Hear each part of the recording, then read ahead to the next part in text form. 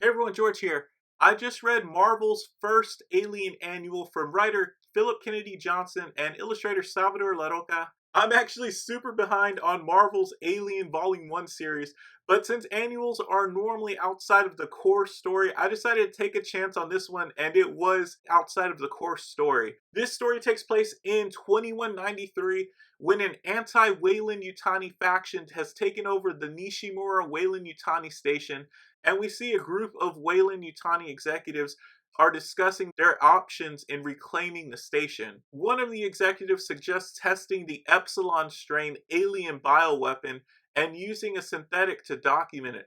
But there's a problem with modern synthetics, which have this directive that prevents them from harming people in any way, so the mission actually wouldn't work with any modern synth. They decide to reprogram a synth with an older operating system, which does come into play later, which would allow them the flexibility they need when dealing with people. And they also send in a fire team led by Gabriel Cruz, the Epsilon Station Organism Project lead. And also, he's the lead protagonist of the main Marvel Alien series, at least up through issues 1 through 4, which I've read. So, this story actually takes place in his past. So, we see Cruz's security detail giving Charlie the scent that they ended up sending a hard time and kind of revealing their prejudices against the synthetic soldier. We then see Charlie in a lab with an individual who's restrained and being prepped to be impregnated by the facehugger. Things quickly go off the rails when Cruz's ship is fired on by the Nishimura station, which does heavy damage to Cruz's ship and kills a large number of his crew, including the host of the Ovomorph. Charlie the synthetic manages to retrieve the facehugger before it expires, and he enacts a new plan to carry out the company's mission by impregnating one of Cruz's security detail members. Weyland Yutani then decides to nuke the Nishimura without informing the surviving crew members. We see Cruz hailing their mission control, and he receives no response from Weyland Yutani. So we learn Charlie's new plan is to test the bioweapon against Cruz and the surviving security detail members. But Cruz is aware of the aliens' hunting strategies and ensures the remaining security members are pretty well protected.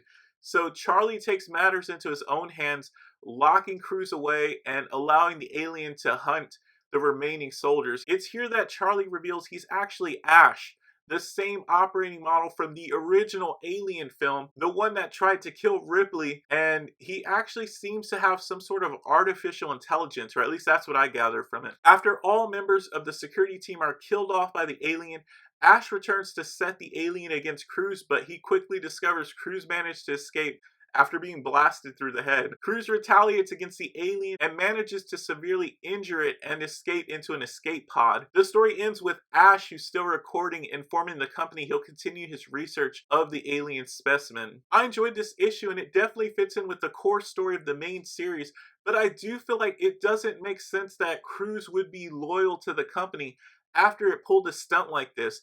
In the main series, I've read up to issue 4, and in the beginning of the series, Cruz is a company man who even lost a son to some sort of circumstance that seemed to be related to the company.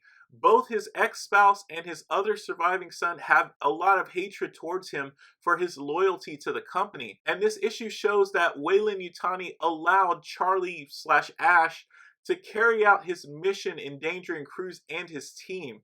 So this issue makes it seem even more suspect for Cruz to be so loyal to the company, which regularly throws him and others in his command under the bus. Even if they had told him Charlie slash Ash went haywire and went against their command, I would still think Cruz is intelligent enough to question this and not just go along with it. The only thing I can think of is that he knows if he goes against Weyland Yutani, his surviving family members would be hunted down and killed or worse. But that's kind of just me inferring what could cause Cruz to be so loyal to the company, which has regularly disregarded his very safety. I really like the artwork in the story. La Roca has a way about illustrating a variety of expressions that really sold the story for me. There's one panel in particular where a hostage is waiting to be impregnated with the facehugger, and his expression is just pure terror. I also loved a 2-page spread where the Xenomorph does what it does best as a helpless Cruz and a studious Ash watches on as the Xenomorph just tears into one of Cruz's security detail. I also liked how they brought back the Ash operating system. I was actually terrified of Ash when I first saw the original Alien film, with his cold mannerisms and just quiet malice. In some ways, he exceeded the Alien in terms of horror, at least for me, because you could never know if at any moment he would turn on you, just like his attempted murder of Ripley by way of magazines shoved down the throat, which seemed really excessive when he could have just easily snapped her neck. Ash's return in this story was definitely a highlight of the story for me, and it really felt like Johnson implied Ash had achieved some sort of artificial intelligence because his obsession with the alien went well beyond the scope of what Weyland-Yutani had tasked him with. Cruz is also as strong a protagonist as ever, and I really want to see more stories featuring Cruz. He's deeply flawed, but he's also the person you want in your corner if you're going up against a Xenomorph, and if Ripley's not available. It was interesting to see Cruz using his experience dealing with Xenomorphs to hinder the Xenomorph, and by extension Ash and the company. Cruz is so successful at staving off the alien that Ash is actually forced to intercede, trapping Cruz and aiding the alien in slaughtering the remaining crew. One other thing I found kind of interesting, and I'm still trying to understand, is how and why the aliens in the Marvel series are so durable in these comics. The aliens seem nigh indestructible, and it seems to take heavy weaponry to even damage them, but it doesn't usually kill them.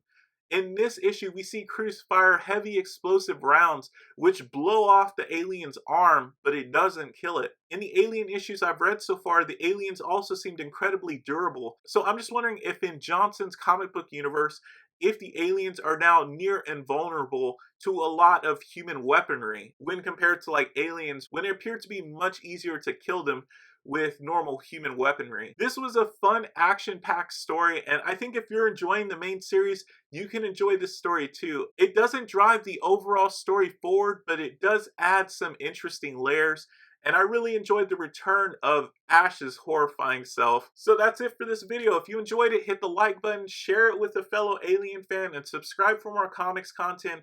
As always, thanks for watching, and until next time, stay frosty, people.